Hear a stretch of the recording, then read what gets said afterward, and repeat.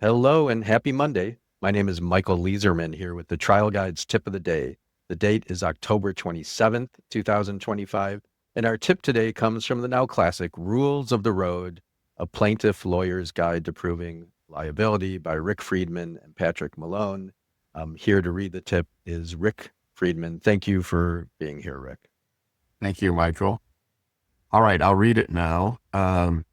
Ambiguous or ill-defined liability standards strongly favor the defense, and many of our most difficult cases involve ambiguous or ill-defined liability standards. The more complicated or confusing the facts, the more difficult the problem. So here there's a theme. Of course, you wrote Rules of the Road first, and then you wrote Polarizing the Case. And in both of those, I see a common thread that ambiguity and confusion that comes from that favors the defense. And it's our job as plaintiffs' lawyers to clarify that, whether it's for liability or damages. So talk about that a bit, please. Well, I mean, absolutely. You could think about this in a number of ways.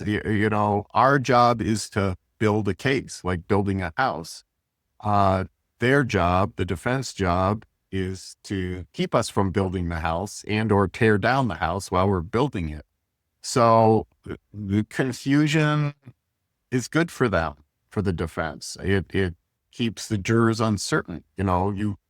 It's a confident jury that gives a good verdict, and a jury that lacks confidence is unlikely to give a good verdict. So from the defense standpoint, the more you can keep things murky, the better off you are, unless you have a real solid, good defense, which often they don't. So yeah, I think of our job, in a way, polarizing is about clarifying the defense position. What are you really saying here? And Rules of the Road is about clarifying ambiguous liability standards in a way that jurors can understand. So, the classic one is the definition of negligence, what a reasonable person would do. Well, what does reasonable mean?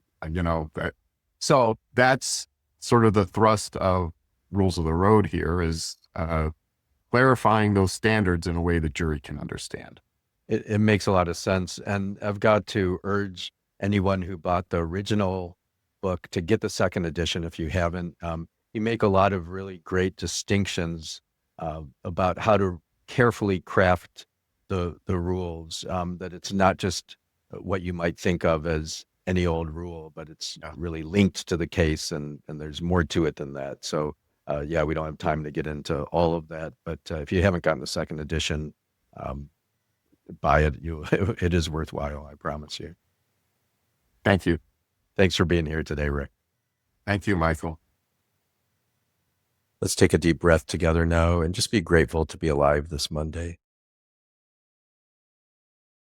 May the work that we do today help to reduce suffering in the world, reduce suffering in our lives and our clients' lives and in the lives of everybody.